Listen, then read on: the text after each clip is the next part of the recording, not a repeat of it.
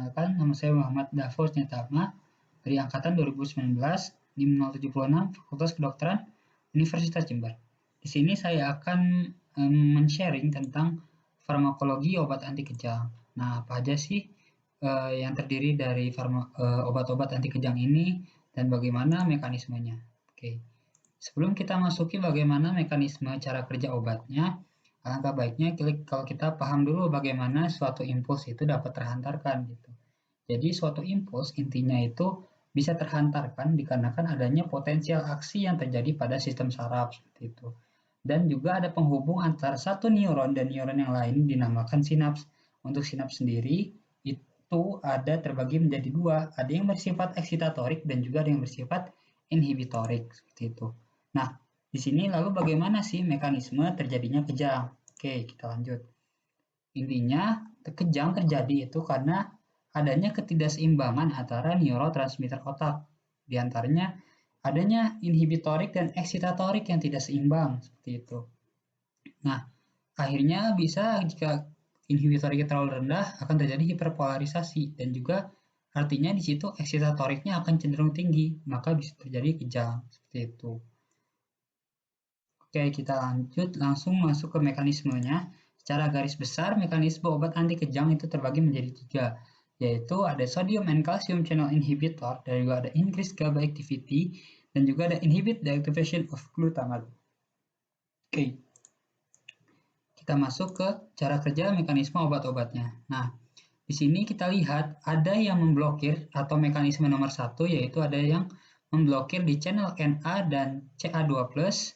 Nah, dia itu ketika Na dan Ca2+ ini masuk ke dalam presinaptik, maka dia akan membantu dari pembentukan glutamat. Ini adalah mekanisme yang pertama. Lalu untuk yang kedua, kita lihat juga ada yang dia increase the GABA activation, artinya dia mengaktifasi dari GABA.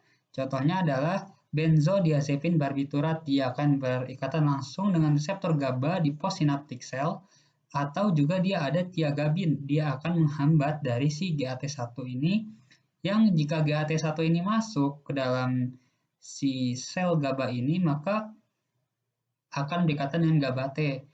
Kalau misalnya GABA-T ini aktif, maka dia akan mengganggu dari aktivasi si GABA ini, sehingga GABA yang tadinya harusnya masuk dalam jumlah sekian akan cenderung lebih rendah, seperti itu. Ada obatnya adalah vigabatrin, dia akan menghambat dari pembentukan GABA-T. Seperti itu. Ini mekanisme yang kedua.